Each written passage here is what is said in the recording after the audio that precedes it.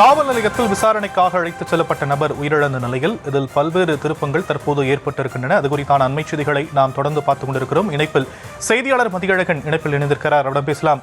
மதியழகன், நீதிபதிகள் 3 முக்கியமான கேள்விகளை இதுல முன்வைத்திருக்கிறாங்க. என்னென்ன கேள்விகளை அவங்க இப்போ வரைக்கும் முன்வைத்திருக்கிறாங்க? இந்த விவகாரத்தை பொறுத்தவரை நீதிபதியினுடைய கேள்வி என்பது நகை திருட்டு தொடர்பாக வழக்கு பதிவு செய்யாதது ஏன், மேலும் இந்த நகை திருட்டு தொடர்பான இந்த புகாரை சிறப்பு படையிடம் ஒப்படைத்தது யார், அது மட்டுமில்லாமல் 2 நாட்கள் அஜித்தை வெவ்வேறு இடங்களுக்கு அழைத்து செல்வதற்கு அதிகாரம் கொடுத்தது யார், மேலும் பிரேத பரிசோதனை அறிக்கையை மேஜிஸ்ட்ரேட்டிடம் ஏன் வழங்கவில்லை. இந்த 3 கேள்விகள் தான் நீதிபதிகளுடைய பிரதான கேள்விகளாக இருக்கிறது. இந்த 3 கேள்விகளுக்கும் டிஜிபியே நேரடியாக பதிலளிக்க வேண்டும் என்று நீதிபதிகள் உத்தரவிட்டிருக்கிறார்கள். மேலும் சிவகங்கை மாவட்ட எஸ்பியை ஏன் காத்திருப்போர் பட்டியலுக்கு மாற்றினீர்கள், அவரை உடனடியாக சஸ்பெண்ட் செய்திருக்க வேண்டும், அவர் இந்த வழக்கினுடைய விசாரணை எதிர்கொள்ள வேண்டும் என்ற ஒரு கேள்வியையும் நீதிபதிகள் எழுப்பியிருக்கிறார்கள்.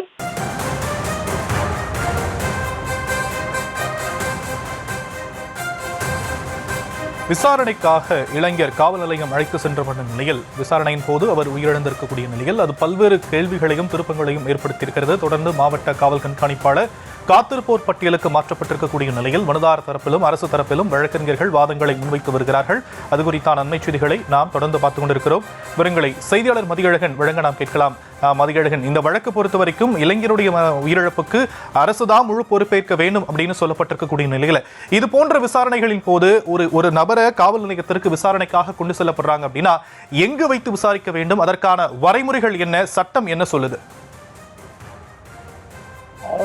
ஒரு நபர் ஒருவர் மீது புகார் கொடுக்கிறார் என்றால் குற்ற வழக்கில் காவல்துறையினர் அவரை அழைத்து முறையாக விசாரணை நடத்துவார்கள். விசாரணை நடத்திய பின்னர் அவர் குற்றம் செய்தவராக கருதும் பட்சத்தில் அவரை கைது செய்வார்கள். அவ்வாறு கைது செய்யும் பட்சத்தில் 24 மணி நேரத்தில் அவர் கைது செய்யப்பட்டதிலிருந்து 24 மணி நேரத்தில் அவரை நீதிமன்றத்தில் ஆஜர்படுத்த வேண்டும். அதாவது ஒருவேளை மாலை 5 மணி 6 மணி அளவில் அவர் கைது செய்யப்படுகிறார்கள் என்றால் அந்த நேரத்தில் அவரை நீதிமன்றத்தில் ஆஜர்படுத்துவதற்கு வாய்ப்பில்லை. எனவே அவரை தனியாக நீதிபதியினுடைய வீட்டிலேயே வைத்து கூட ஆஜர்படுத்துவார்கள்.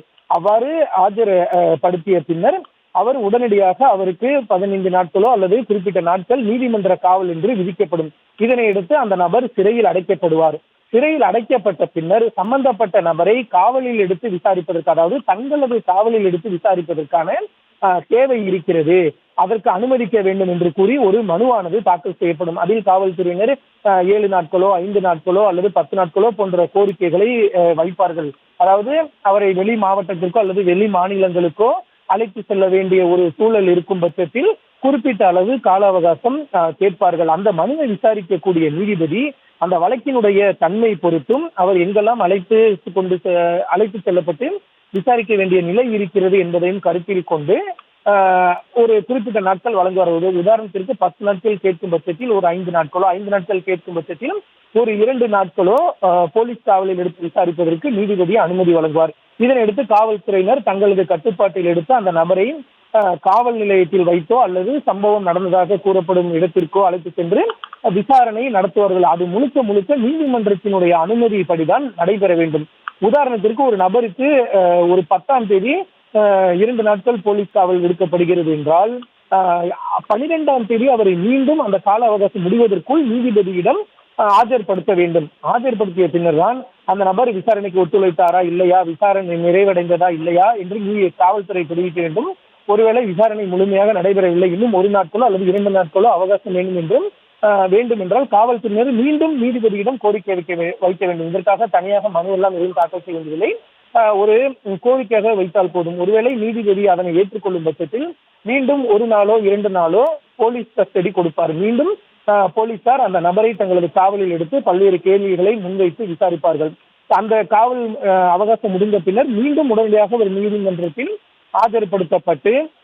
ஆஜர்படுத்தப்படுவார். அதனை தொடர்ந்து நீதிபதி தேவைப்படும் பட்சத்தில் மீண்டும் போலீஸ் காவலோ அல்லது நீதிமன்ற காவலிலோ சிறையில் அடைக்க உத்தரவிடுவார். இதுதான் ஒவ்வொரு குற்ற சம்பவம் தொடர்பான இந்த சட்டமாக இருக்கிறது.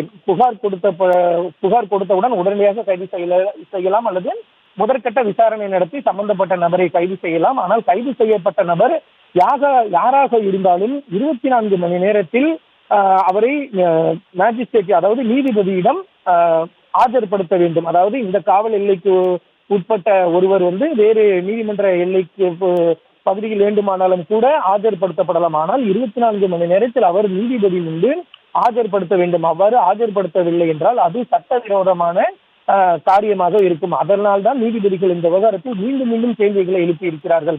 அஜித் கைது செய்யப்பட்டதாக சொல்கிறீர்கள். 2 நாட்கள் அவரை வெவ்வேறு இடங்களுக்கு கொண்டு சென்று விசாரித்திருக்கிறார்கள். இதற்கு அதிகாரம் கொடுத்தது யார்? மேலும் இந்த வழக்கில் சிறப்பு படையிடம் மாற்றியது யார்? அதாவது ஒரு குற்ற சம்பவம் நடைபெறுகிறது என்றால் முதலில் அந்த காவல் நிலைய எல்லைக்குட்பட்ட அந்த பகுதிக்குட்பட்ட காவல் நிலையத்தில் தான் வழக்கு பதிவு செய்வார்கள். பின்னர் அந்த வழக்கினுடைய தன்மையை கருதியும் அந்த என்ன மாதிரியான வழக்கு என்பதை பொறுத்தும் வேறு பிரிவுக்கு மாற்றுவார்கள். சிபிசிஐடி அல்லது சிறப்பு புலனாய்வு குழு போன்ற அமைப்புக்கு மாற்றுவார்கள். ஆனால் இந்த விவகாரத்தில் தலைமை காவலர் என்பவர் அந்த காவல் நிலையத்திலேயே பணியில் இல்லாத அவர் டிஎஸ்பி அலுவலகத்தில் இருக்கக்கூடிய ஒரு நபராக சொல்லப்படுகிறது. டிஎஸ்பி அலுவலகத்தில் தனி பிரிவில் இருக்கக்கூடிய நபர் எப்படி இந்த விவகாரத்தில் விசாரணை நடத்தினார் என்ற ஒரு கேள்வியையும் நீதிபதிகள் முன்வைத்திருக்கிறார்கள். இது சிறப்பு படைக்கு மாற்றியதாகவே கருதப்படுகிறது.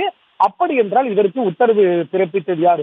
ஒன்று அந்த சம்பந்தப்பட்ட ஒரு மாவட்டம் என்றால் அந்த சம்பந்தப்பட்ட எஸ்பி அல்லது ஆணையர் இது போன்ற உத்தரவுகளை பிறப்பிக்கலாம். அல்லது மிகப்பெரிய வழக்கு என்றால் டிஜிபி உத்தரவு பிறப்பிக்கலாம் அல்லது அரசு உத்தரவு பிறப்பிக்கலாம். ஆனால் இந்த விவகாரத்தில் அப்படி யார் உத்தரவு பிறப்பித்தது? எஸ்பி உத்தரவு பிறப்பித்தாரா அல்லது அந்த குறிப்பிட்ட மண்டலத்தினுடைய ஏடிஜிபி உத்தரவு பிறப்பித்தாரா, ஐஜி உத்தரவு பிறப்பித்தாரா என்ற பல்வேறு கேள்விகள் எல்லாம் இருக்கிறது.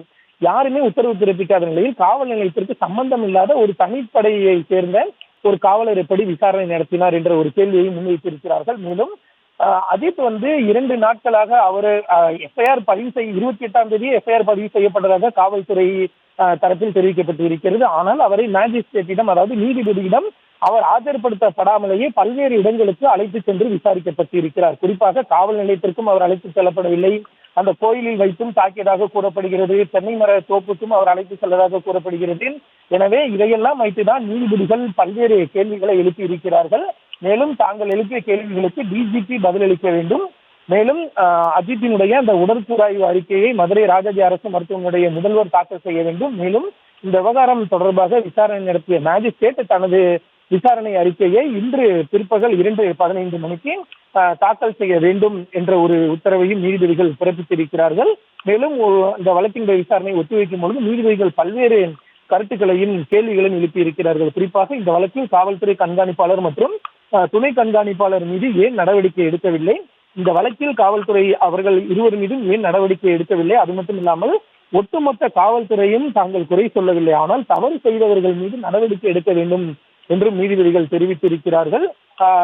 இதற்கு பதிலளித்த அரசு கூடுதல் தலைமை வழக்கறிஞர் அஜ்மல் கான், தவறு செய்தவர்கள் மீது நிச்சயம் அரசு நடவடிக்கை எடுக்கும், தவறு செய்தவர்களுக்கு ஒருபோதும் அரசு துணையாக இருக்காது என்ற ஒரு உத்தரவாதத்தையும் அரசு தரப்பில் அளிக்கப்பட்டு இருக்கிறது. இதனையடுத்து நீதிபதிகளை பொறுத்தவரை ஏன் தொடர்புடைய அனைவர் மீதும் வழக்கு பதிவு செய்யவில்லை என நீதிபதிகள் கேள்வி எழுப்பியிருக்கிறார்கள். மேலும் காவல்துறையினர், உயரதிகாரிகள் சட்டவிரோத கட்டளைகளுக்கு கீழ்ப்படிய வேண்டிய அவசியமில்லை என்ற ஒரு கருத்தையும் நீதிபதிகள் குறிப்பிட்டிருக்கிறார்கள். மேலும் இந்த விவகாரம் தொடர்பாக தாங்கள் எழுப்பிய கேள்விகளுக்கு பதிலளிக்க வேண்டும் என்று உத்தரவிட்டு இந்த வழக்கினுடைய விசாரணையை இன்று பிற்பகல் 2:15 மணிக்கு ஒத்தி வைத்திருக்கிறார்கள். அப்பொழுது நீதிபதிகள் எழுப்பிய கேள்விக்கு டிஜிபி பதிலளிக்க வேண்டும். மேலும் மேஜிஸ்ட்ரேட் தனது விசாரணை அறிக்கையை தாக்கல் செய்ய வேண்டும். அஜித்குமாரினுடைய பிரேத பரிசோதனை அறிக்கையை மதுரை ராஜாஜி அரசு மருத்துவமனையினுடைய முதல்வர் தாக்கல் செய்ய வேண்டும் என்றும் நீதிபதிகள் உத்தரவிட்டிருக்கிறார்கள்.